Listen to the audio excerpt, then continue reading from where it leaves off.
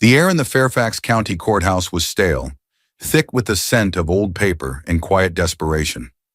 A woman in a threadbare coat, Poppy Petrova, stood before the heavy oak doors of courtroom 4B. Her knuckles were white as she clutched two small, restless hands, those of her twin toddlers, Leo and Luna. Inside, her husband, Spencer Montgomery, sat beside his stunning mistress, both draped in designer clothes that cost more than Poppy's rent for an entire year. They were there to finalize a divorce that would strip Poppy of everything. But they had no idea she wasn't just bringing her children. She was bringing a truth so explosive it would shatter their perfect world, all before a judge who saw more than anyone could possibly imagine. The marble hallway of the Fairfax County Courthouse was a cold, unforgiving space designed to diminish the people who walked it. Every footstep echoed, a lonely sound that bounced off the high, impersonal ceilings. For Poppy Petrova, each echo was a reminder of how small and insignificant she had been made to feel. She tightened her grip on the hands of her 2-year-old twins, Leo and Luna. Leo, with his father's serious brown eyes, looked up at her, his small brow furrowed with confusion. Luna, a miniature version of Poppy with wisps of blonde hair, buried her face in the worn fabric of her mother's coat, whimpering softly. "It's okay, my loves," Poppy whispered, her voice a fragile thing in the vast space. "Mommy's here. It will all be over soon." It was a lie, and she knew it. Nothing about this day would be over soon. It was the beginning of the end, or perhaps the end of the beginning. 4 years ago, she had walked into a different government building, full of hope, to marry Spencer Montgomery. He was a rising star in the competitive world of Northern Virginia real estate development, a man whose charm was as potent as his ambition. She was a quiet librarian, drawn to his energy, his promises of a life filled with security and love. The first 2 years were a blur of happiness. They built a beautiful home in Great Falls overlooking the Potomac. Spencer was attentive, doting, and when she told him she was pregnant with twins, he'd lifted her into the air, proclaiming himself the luckiest man alive. The twins were his legacy, he'd said, the future of the Montgomery name. Then Bianca Langley entered their lives. Poppy first saw her at a charity gala Spencer had insisted they attend. Bianca was everything Poppy wasn't.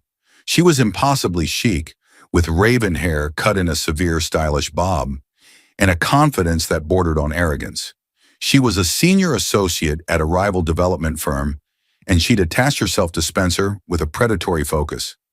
Poppy had watched, a knot of dread tightening in her stomach as Spencer's attention shifted, subtly at first, then completely. The excuses began. Late nights at the office, business trips that stretched over weekends. Then came the coldness, the dismissive waves of his hand when she tried to talk to him.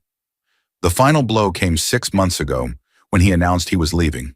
He'd already had an apartment in Arlington, a sleek, modern place he now shared with Bianca.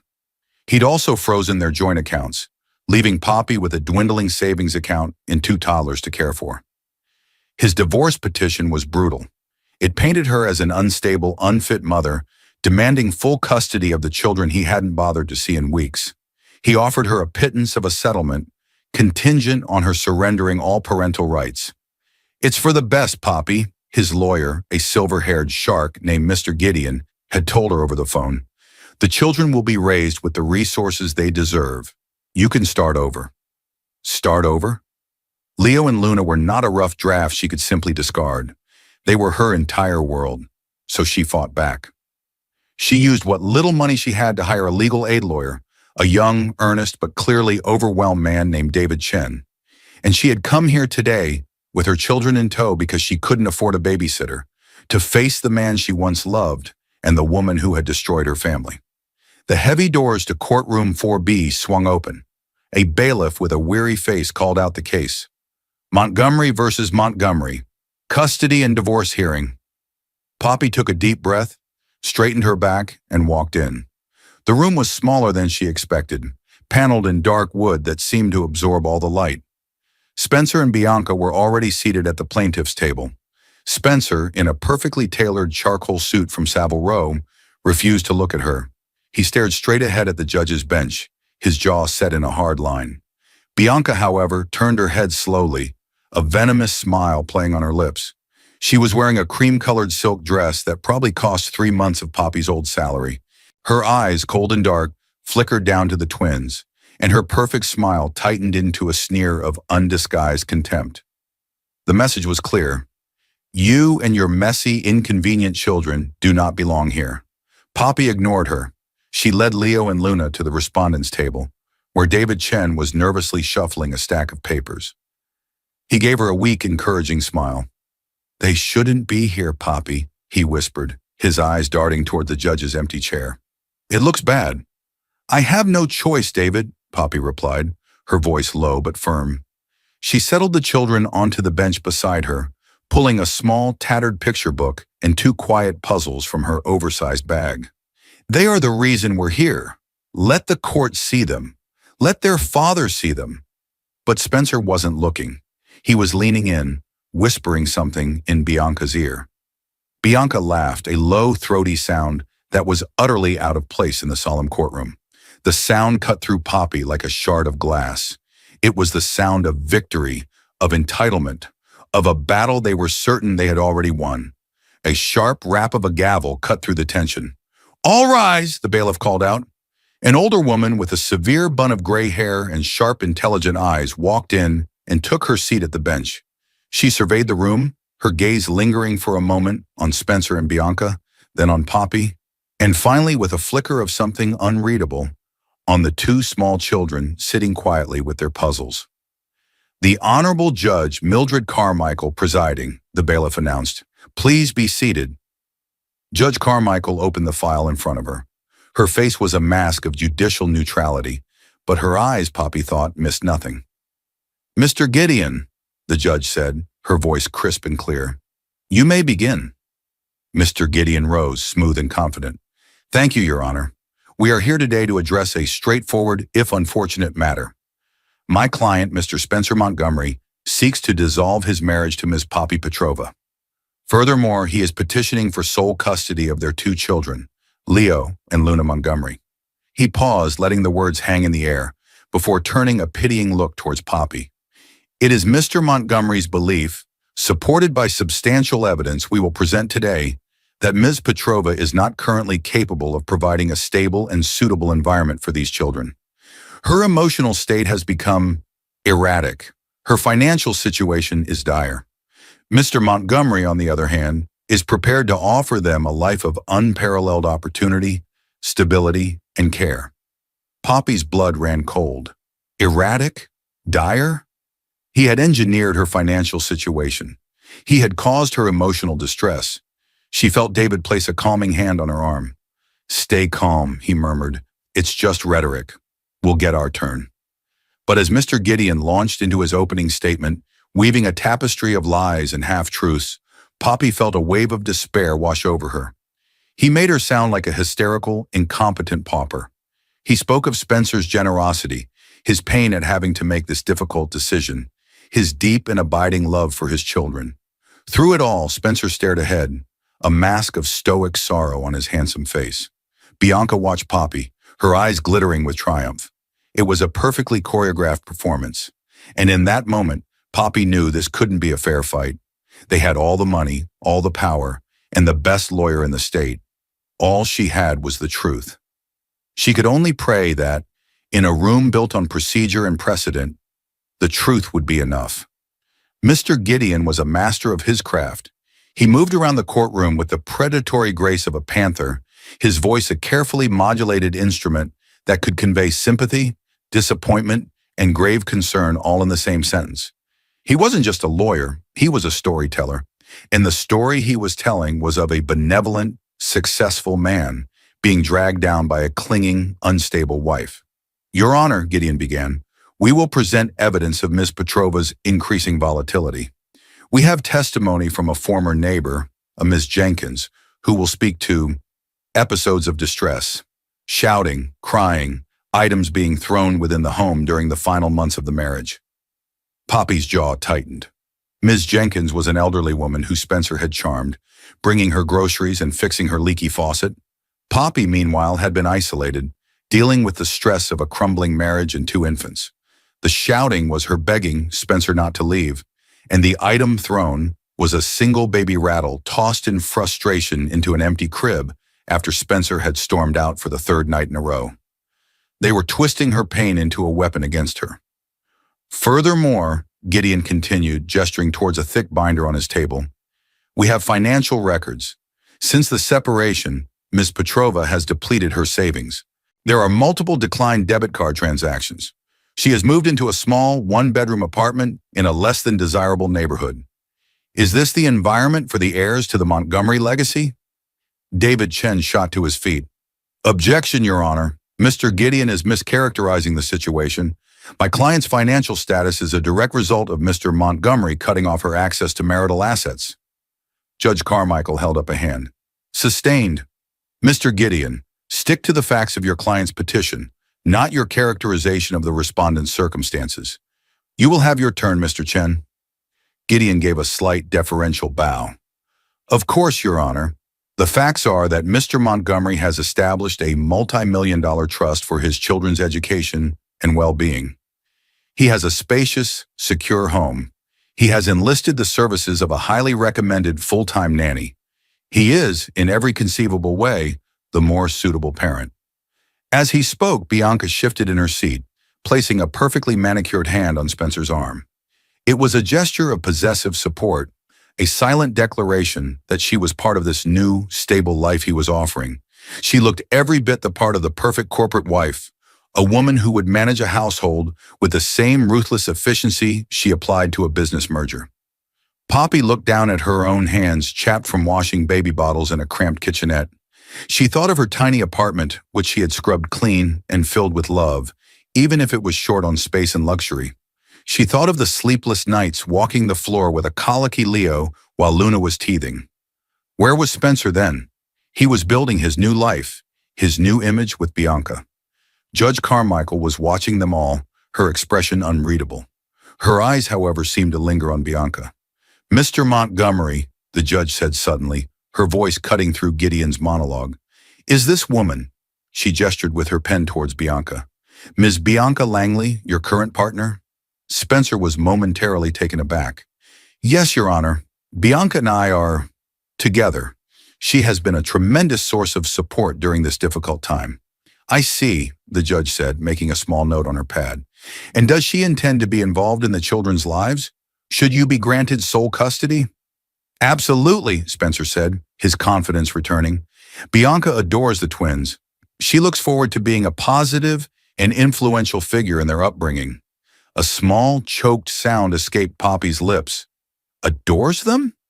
Bianca had met them once, a staged 10-minute encounter in a park where she'd barely looked at them, spending more time checking her reflection in her phone screen. Luna, perhaps sensing her mother's distress, began to fuss. She squirmed on the bench and let out a small cry. Mama, up! Poppy's heart hammered against her ribs. This was exactly what she had feared, what David had warned her about. A disruption, proof of her inability to control her own children. She quickly reached into her bag and pulled out a small sippy cup of water and a cracker, murmuring soft reassurances.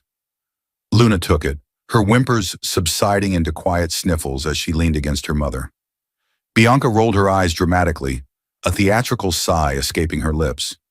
It was a small gesture, but it was meant for the judge to see. It said, "See? This is what we're dealing with."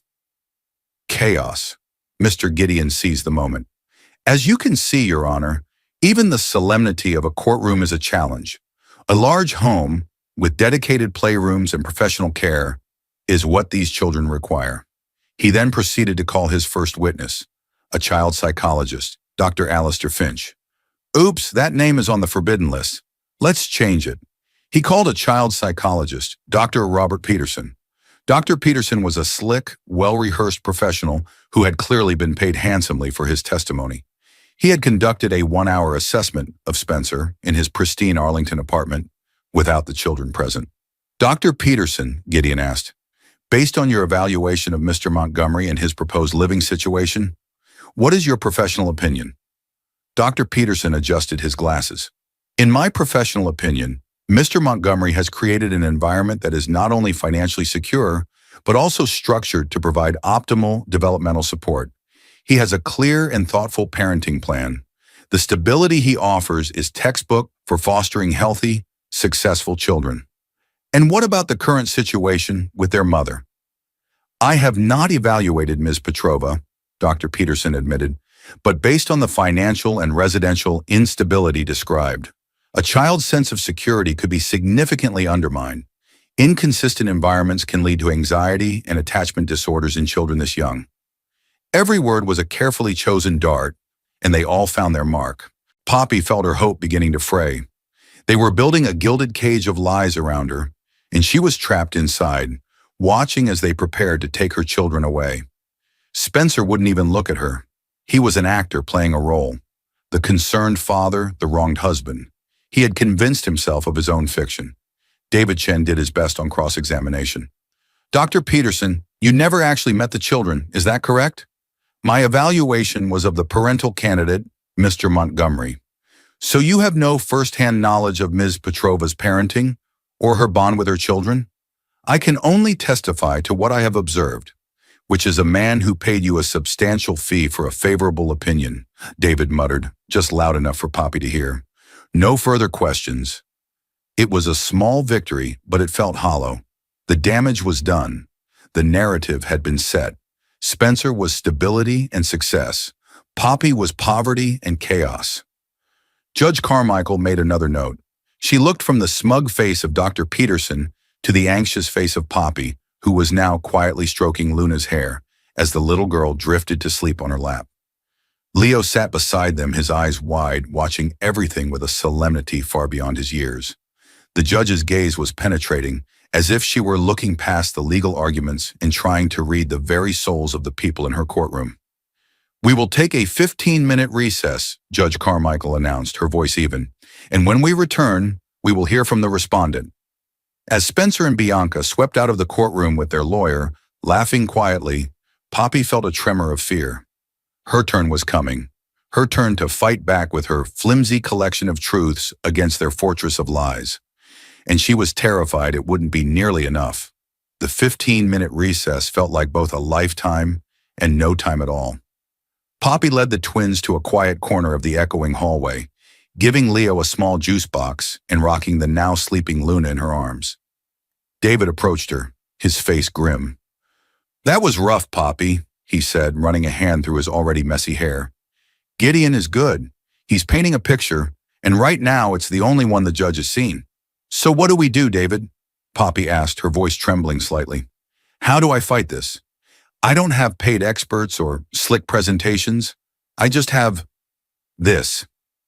From her bag, she pulled a small, worn photo album. It was the only thing, aside from her children and a few pieces of clothing, that she had made sure to take from the house in Great Falls. David opened it. The pages were filled with pictures from the last 2 years. Poppy, her face round and glowing with pregnancy. Spencer, with a genuine, unforced smile, holding his newborn son for the first time. The twins in matching onesies, sleeping in their cribs, birthday parties, trips to the park, messy spaghetti dinners. In every single photo of the children, Poppy was there, smiling, comforting, feeding, playing. Spencer appeared in the first few pages, but his presence gradually faded, replaced by empty spaces at the table and solo pictures of Poppy with the kids. The last dozen pages were just her and the twins. This is your evidence, Poppy, David said, his voice gaining a sliver of confidence. This is the truth. You just have to tell it. Speak from the heart. Let the judge see the mother you are. When they were called back into the courtroom, Poppy felt a renewed, if fragile, sense of resolve. She took her seat, placing the photo album on the table in front of her. Mr. Chen, Judge Carmichael said, you may call your client to the stand. Poppy's heart pounded as she walked to the witness box. The wood felt cold and solid beneath her hand as she was sworn in. She sat down, acutely aware of every eye in the room on her. Spencer still wouldn't look at her, but she could feel the heat of Bianca's glare. David began gently. Ms. Petrova, could you please describe your relationship with your children, Leo and Luna? They are my world, Poppy said, her voice soft but clear. From the moment they were born, I have been their primary caregiver. I feed them. I bathe them. I read to them every night. I know that Leo can't sleep without his blue teddy bear, and that Luna gets hiccups if she drinks her milk too fast. I know their favorite songs and their worst fears. I am their mother. Mr. Montgomery's petition claims you are unstable. How do you respond to that? I have been under a great deal of stress, Poppy admitted, refusing to shy away from the truth. My husband of 4 years abandoned our family, cut me off financially, and is now trying to take my children. I would suggest that any mother in my position would be feeling stressed. It is not instability. It is the pain of a mother fighting for her babies. She saw a flicker of something in Judge Carmichael's eyes. It wasn't sympathy, not yet, but it was attention. She was listening. David continued. Mr. Gideon mentioned an incident with a neighbor, Miss Jenkins. Could you explain what happened? Poppy took a deep breath. My husband had just told me our marriage was over and that he was in love with another woman. He left. I was heartbroken, and I was alone with 2 one-year-olds. I was crying. I was pleading with him on the phone. Yes, I was loud. I was devastated. But I never, not once, neglected my children. They were safe in their cribs the entire time. And Mr. Montgomery's involvement with the children over the last 6 months?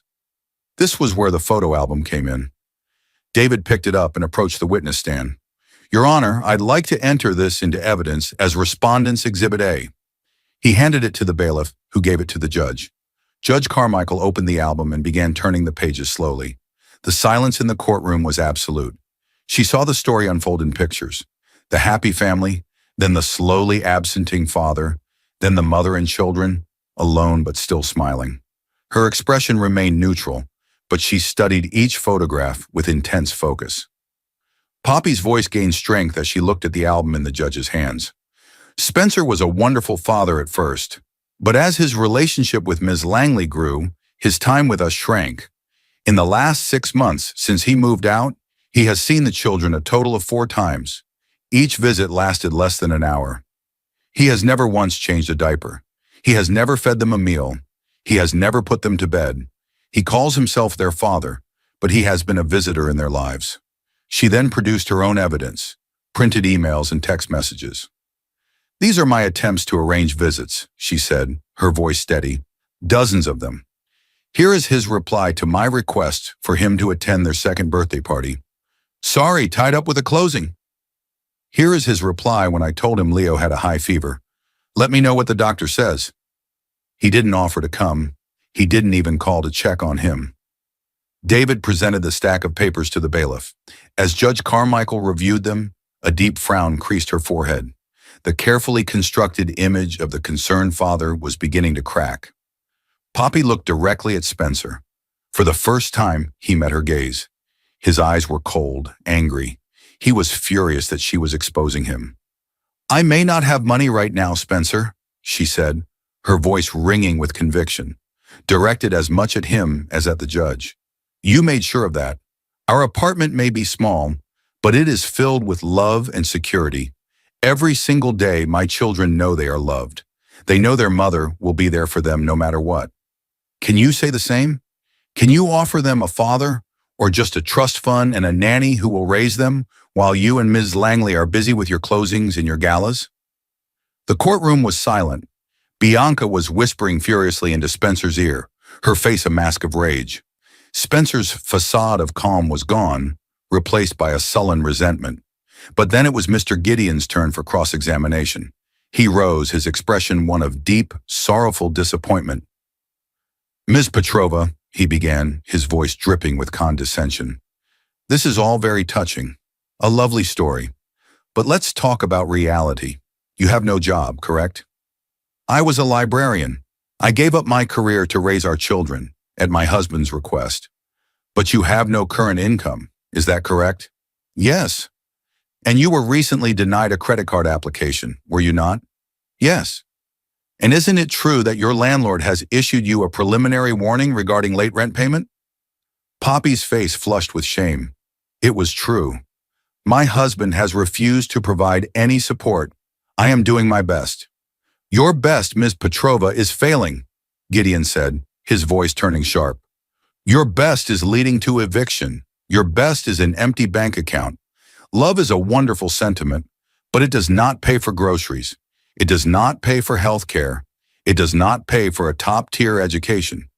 Mr. Montgomery is not just offering a trust fund. He is offering a future. You are offering love in a one-bedroom apartment you are about to be thrown out of.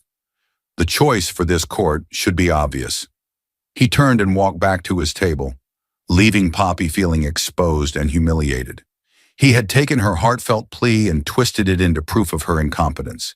The hope she had felt moments before evaporated, replaced by the cold, familiar dread. She had laid her truth bare, and he had simply trampled all over it with the hard, ugly facts of her poverty. She looked at Judge Carmichael, desperate for some sign, some indication of who she believed. But the judge's face was impenetrable. She simply made another note, her expression giving nothing away. The weight of the silence was crushing. Mr. Gideon wasn't finished. He had one more witness, and it was the one Poppy had been dreading the most. The neighbor, Martha Jenkins. Mrs. Jenkins was a lonely woman in her late 70s. Spencer had always made a point of mowing her lawn or bringing over her newspaper, small acts of performative kindness that had won her loyalty. She hobbled to the stand, a frail woman with cloudy eyes looking visibly uncomfortable. Gideon treated her with kid gloves, his voice soft and respectful. Mrs. Jenkins, you lived next door to the Montgomerys for 2 years, correct? Yes, that's right. Lovely young couple. At first. And in the last few months before Mr. Montgomery was forced to leave the family home, did you notice any changes in Ms. Petrova's behavior? Mrs. Jenkins fidgeted with her handbag. Well, there was a lot of noise, crying. The poor dear seemed very upset all the time. Did you ever hear shouting? Gideon prodded gently. Oh yes, quite a bit of shouting. And one evening I heard a loud crash. It sounded like something breaking. Poppy closed her eyes. It was the baby rattle. It had hit the plastic side of the crib. A crash. This was how they did it. They took a kernel of truth and nurtured it into a monstrous lie. And were you concerned for the children, Mrs. Jenkins? Well, a mother in that state, you do worry. Spencer, Mr. Montgomery, he was always so calm and put together. It was a shame, a terrible shame. David's cross-examination was brief. He knew there was little point in trying to badger an elderly woman who genuinely believed what she was saying. Mrs. Jenkins, David asked kindly, did you ever see Miss Petrova harm her children? Oh, heavens, no, she adored those babies. Did you ever see them looking hungry or uncared for? No, they were always dressed nicely. She was always with them. So your testimony is simply that you heard a grieving wife who had just been told her husband was leaving her for another woman, crying and shouting in the privacy of her own home? Gideon leaped to his feet. Objection. Counsel is leading the witness and mischaracterizing her testimony. Sustained, Judge Carmichael said, though her eyes were fixed on Mrs. Jenkins. Mr. Chen, rephrase. No further questions, Your Honor, David said, sighing. The damage, however small, was done. Another brushstroke had been added to Gideon's portrait of Poppy as an unstable woman on the verge of a breakdown. Gideon rested his case. Your Honor, the evidence is clear. Mr. Montgomery offers a life of boundless opportunity. Ms. Petrova, despite her intentions, offers a life of instability and impending poverty. The choice for the children's welfare is unequivocal. The room was heavy with a sense of finality. Poppy felt as if the walls were closing in. She had shared her truth, but it seemed fragile and insignificant next to the mountain of carefully crafted evidence Spencer's money had bought. She looked at the twins. Luna was still asleep on her lap, her small chest rising and falling rhythmically. Leo was looking at Spencer, his expression one of pure, innocent confusion. He lifted a small hand and gave a little wave. Dada, he whispered, his small voice piercing the silence. Spencer flinched. For the first time, a genuine emotion, not anger, but something akin to shame, crossed his face. He quickly looked away, turning his attention to Bianca, who placed a proprietary hand on his knee, as if staking her claim. And that's when it happened. A shift in the room's dynamics. It began not with a shout, but with the quiet rustle of paper. Judge Carmichael, who had been listening impassively, closed the main case file in front of her. She then reached to her side and produced a different folder, one that was thin and unmarked. She opened it, her eyes scanning the first page. "Mr. Montgomery," she began, her voice suddenly devoid of its earlier neutrality. It now held a sharp, steely edge. "I have a few questions for you myself." Spencer and Gideon exchanged a surprised look. This was off script. "You've testified that your primary concern is the welfare and future of your children," the judge stated. "Yes, Your Honor, above all else. And this future is secured by your considerable financial assets, much of which is tied to the Montgomery Family Trust, established by your late father, correct?" Spencer shifted uncomfortably. "Yes, that's correct. I have taken the liberty of reviewing the terms of that trust," Judge Carmichael said, her eyes not leaving his face. "It's a fascinating document. Your father, Robert Montgomery, was a very meticulous man." A flicker of fear appeared in Spencer's eyes. Bianca, sensing the change in tone, sat up straighter, her expression turning wary. "The trust stipulates," the judge continued, reading from a page in the new folder, "that the principal assets are to be managed by a board until you reach the age of 45. The income you draw is substantial, but you do not control the bulk of the fortune. Is that an accurate summary?" "Yes, Your Honor," Spencer said through gritted teeth. "However, there is a clause, Article 4, Section B, regarding legitimate heirs. It states that upon the birth of your first legitimate children within a stable, legally recognized marriage, a significant portion of the trust's principal, 50% to be precise, is to be transferred into a new, separate trust under your direct control for the benefit of said heirs." Gideon was now on his feet. "Your Honor, with all due respect, the details of my client's private financial arrangements are not relevant to this custody hearing." "Oh, I believe they are, Mr. Gideon," the judge retorted, her voice like ice. "I believe they are the only thing relevant to this hearing, because you see, the trust also contains a morality clause. Article 5, Section C. It explicitly states that any act of public scandal, adultery, or fraudulent action that brings disrepute upon the Montgomery name could result in a forfeiture of those rights. The board would retain control. Tell me, Mr. Montgomery, what do you think your father, a man who famously stayed married to your mother for 50 years, would consider leaving his wife and young twins for his business associate to be?" The color drained from Spencer's face. He looked pale, almost ghostly. He was no longer the powerful real estate mogul. He was a little boy who had been caught with his hand in the cookie jar. "This entire proceeding," Judge Carmichael said, her voice rising with controlled fury, "is not about your children's welfare. It's about money. You needed to divorce Poppy, but you couldn't afford a scandal. So you concocted this story. You painted the mother of your children as unstable to secure sole custody, silence her with a meager payout, and ensure the board of your father's trust saw you as the stable parent, thereby releasing tens of millions of dollars into your control." Poppy stared, dumbfounded. The judge saw it. She saw it all.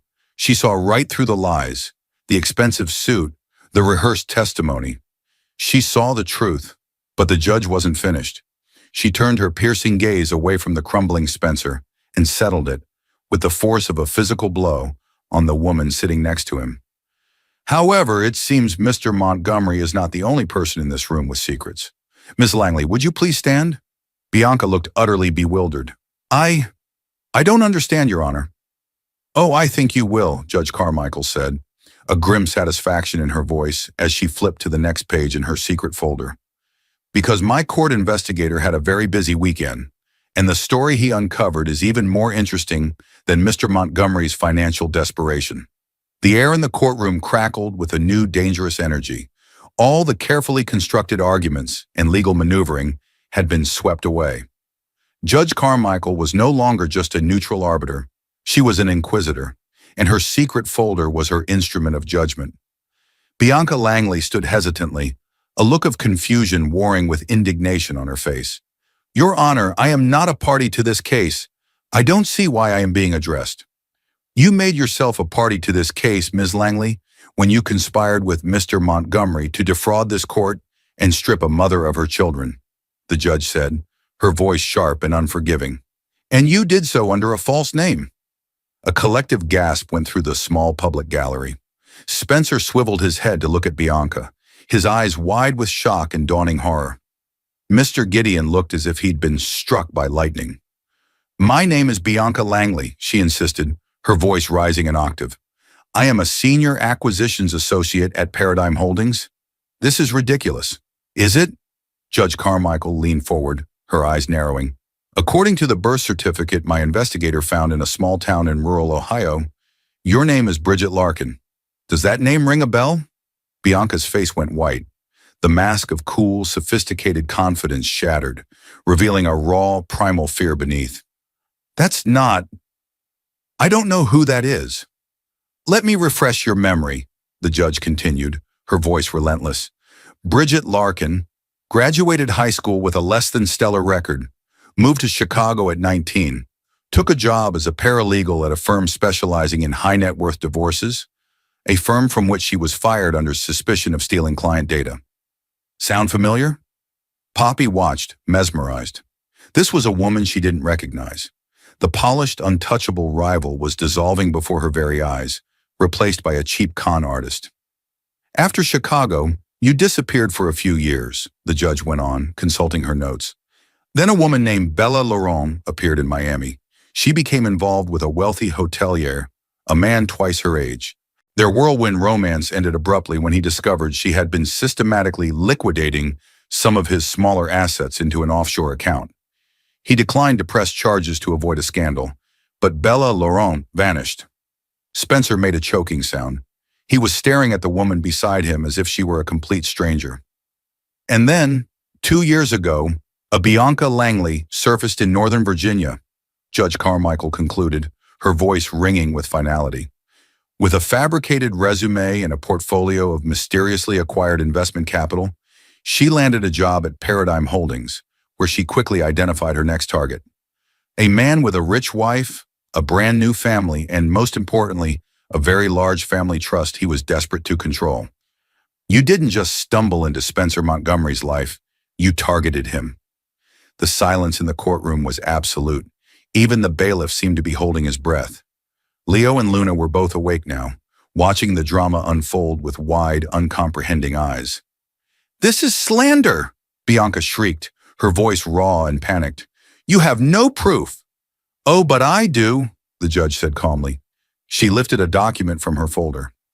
"This is a copy of a wire transfer from 3 months ago.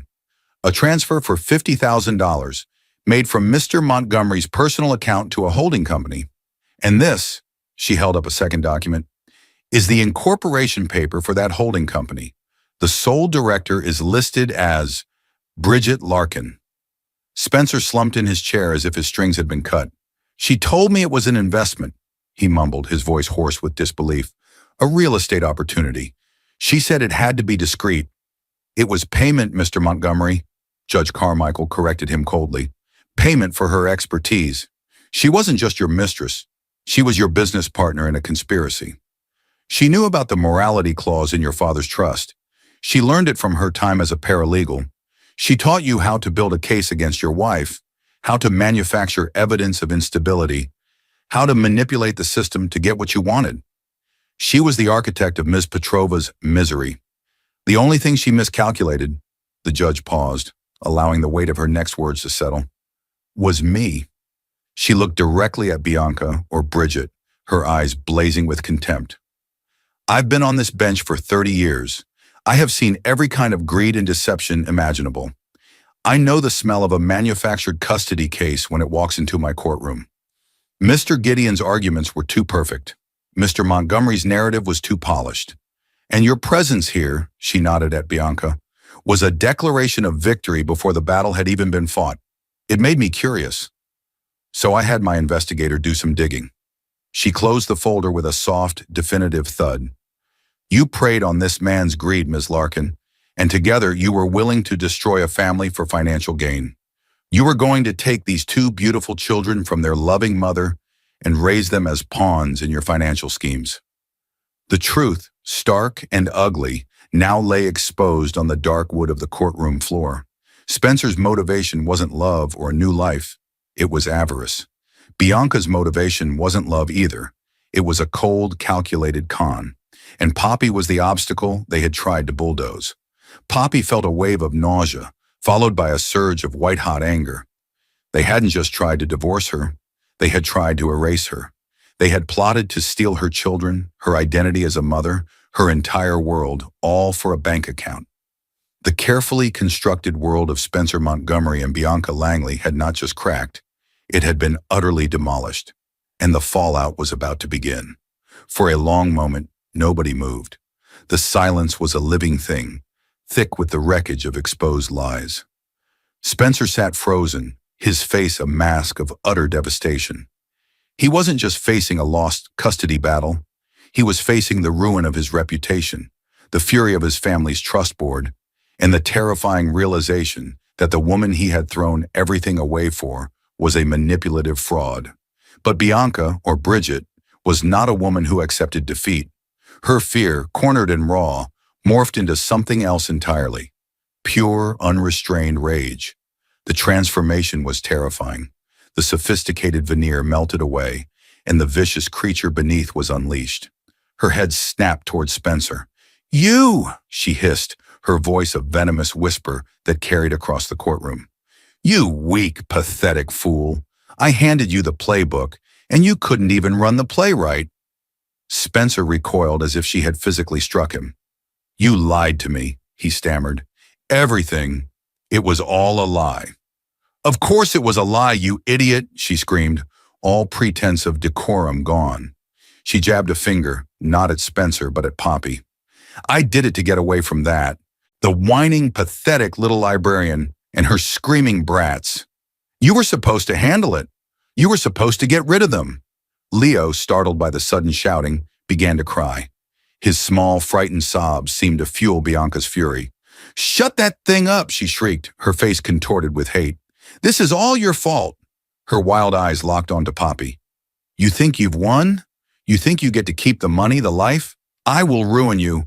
You'll be back in that filthy little apartment with your filthy little children, and I will make sure you never see a single dime." Mr. Gideon, looking utterly mortified, tried to intervene. "Ms. Langley, I strongly advise you to remain silent." "You shut up too," she spat at him. "You're all useless." This was the moment she lost all control. The primal, desperate core of the con artist was laid bare. With a guttural scream of pure rage, Bianca lunged. She didn't lunge at Spencer or the judge. She lunged across the space separating the two tables, her manicured nails curled into claws, aimed directly at Poppy and the crying children. "I'll kill you," she screamed, her eyes wild and unfocused. It happened in a split second. David Chen threw himself in front of Poppy protectively. The bailiff, a large man who had been standing impassively by the door, moved with surprising speed, intercepting Bianca mid-lunge. He wrapped his arms around her, pinning her flailing limbs. "You're making a big mistake, lady," he grunted as she struggled against his hold, kicking and screaming obscenities. The courtroom erupted into chaos. Leo's crying intensified into terrified wails. Luna, jolted awake, joined him. Poppy pulled them close, shielding their faces from the ugly scene, her own body trembling with adrenaline and shock. Judge Carmichael banged her gavel, the sharp cracks echoing like gunshots. "Order! Order in this court! Bailiff, remove Ms. Larkin immediately!" "Let go of me!"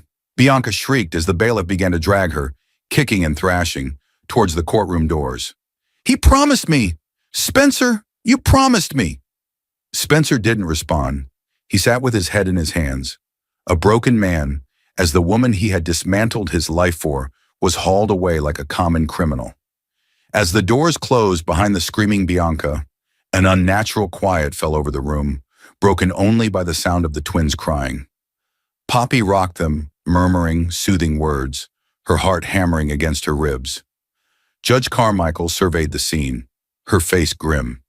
She let the silence stretch for a long moment before she spoke, her voice calm but laced with iron. "Well," she said, looking down at the wreckage of Spencer Montgomery's case, "I believe that clarifies things." She looked at Mr. Gideon, who looked pale and shaken. "Mr. Gideon, given the revelations of the last 20 minutes, including perjury, conspiracy to commit fraud, and a violent outburst in my courtroom, do you have anything further to add in support of your client's petition for sole custody?" Gideon swallowed hard. He straightened his tie, a futile gesture of professionalism in the midst of a total disaster. "No, Your Honor. The plaintiff withdraws the petition." "I should think so," the judge said dryly. She then turned her gaze to Spencer. He looked up, his eyes hollow and defeated. "Mr. Montgomery," she said, and now her voice was devoid of all sympathy, "you have committed a grave offense. You have abused the justice system. You have conspired to defraud your own family's trust, and you have attempted to use this court to maliciously strip a fit and loving mother of her children for your own financial gain.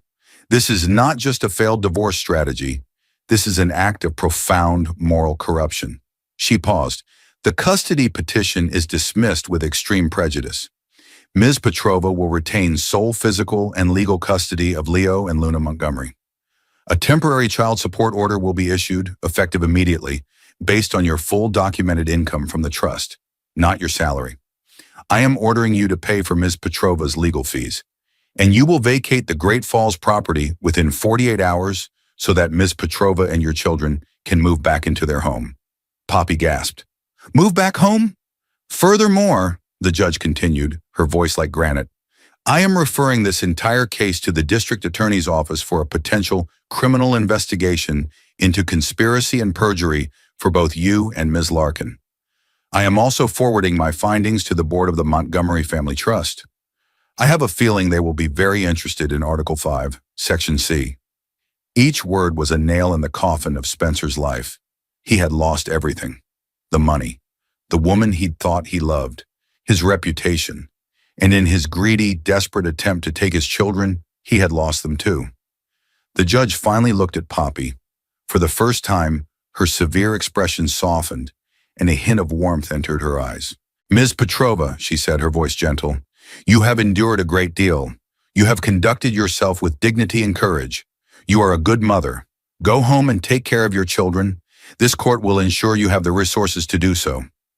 Tears streamed down Poppy's face. They weren't tears of sadness or fear, but of profound, overwhelming relief. She hugged her children tight, burying her face in their soft hair. The echoes in the cold courthouse hallway were finally gone, replaced by the sound of justice. 2 days later, Poppy stood in the foyer of the house in Great Falls. It was strange to be back. The last time she was here, she had been packing a single suitcase in a haze of tears, the ghost of Spencer's final, cruel words hanging in the air. Now the house was silent. He had taken his clothes, his personal effects, and everything related to Bianca. What remained was the life they had built before her, the life of a family. Leo and Luna, who had been overwhelmed and confused by the move to the small apartment, now seemed to recognize their old surroundings. They toddled unsteadily into the large living room, their faces lighting up with pure, unadulterated joy. Leo immediately went to the toy chest in the corner, pulling out the familiar wooden blocks and stuffed animals. Luna ran to the large glass doors that overlooked the backyard, pressing her tiny hands against the pane and babbling happily at the sight of her swing set. For the first time in 6 months, Poppy felt like she could breathe. The crushing weight that had been pressing on her chest for so long had finally lifted. She walked through the rooms, her footsteps sure and steady on the hardwood floors. This wasn't Spencer's house anymore. It was her children's home. It was her sanctuary. Her lawyer, David Chen, had called her that morning, his voice buzzing with excitement. The preliminary child support payment had already been wired to her new bank account. It was a staggering sum, far more than she had ever imagined. The judge had been true to her word, basing it on the full income Spencer drew from the trust, not the paltry salary he claimed on paper. "The Montgomery Trust Board has convened an emergency meeting," David told her. "Their lawyers are already in touch. It looks like they're invoking the morality clause. Spencer is likely going to be cut off, his future inheritance redirected to a new trust managed solely for the benefit of the twins, inaccessible to him. As for Bianca, or Bridget Larkin, she had been charged with contempt of court, assault, and was under investigation for fraud. Her carefully constructed life was in ashes. Spencer, facing his own legal battles and public humiliation, had apparently left town. He hadn't tried to contact Poppy or the children. It was as if he had vanished, a ghost from a life that no longer existed. That evening, after giving the twins a bath in their own familiar tub and tucking them into their beds in their own rooms, Poppy sat alone in the quiet living room. A soft autumn rain tapped against the windows. She had done it. She had faced the monster and won. She hadn't done it with money or power, but with a mother's fierce love and the simple, unshakable power of the truth. She thought of Judge Mildred Carmichael, a woman who could have easily accepted the polished lies presented to her. But she had looked deeper. She had seen the desperation in a young mother's eyes and the greed in a rich man's heart, and she had chosen to seek justice. Poppy knew she owed that woman a debt she could never repay. Her phone buzzed. It was a text from an unknown number. Her heart skipped a beat, but she opened it. "This is Martha Jenkins from next door. I saw the lights on. I am so terribly sorry for my testimony. I was a foolish old woman who was taken in. If you will have me, I would love to make it up to you and your beautiful children. I bake a wonderful apple pie." Poppy smiled, a genuine warm smile that reached her eyes. She typed back a simple reply. "We would love that. Thank you." She was not alone. She had her children. She had her home. And she had a future that was, for the first time in a very long time, entirely her own. She looked out the window at the rain-washed world, a sense of peace settling over her like a warm blanket. The storm was over. A new day was dawning. Poppy's incredible story proves that the power of a mother's love and the force of the truth can overcome the most daunting lies. In a courtroom designed to favor the rich and powerful, her quiet courage exposed a web of greed and deceit, proving that true justice can prevail when the right person is listening. Her victory wasn't just for her family, but for anyone who has ever felt powerless against the odds. If this story of resilience and ultimate justice touched your heart, please show your support by hitting the like button, sharing it with a friend, and subscribing to our channel for more unforgettable real-life dramas. Thank you for watching.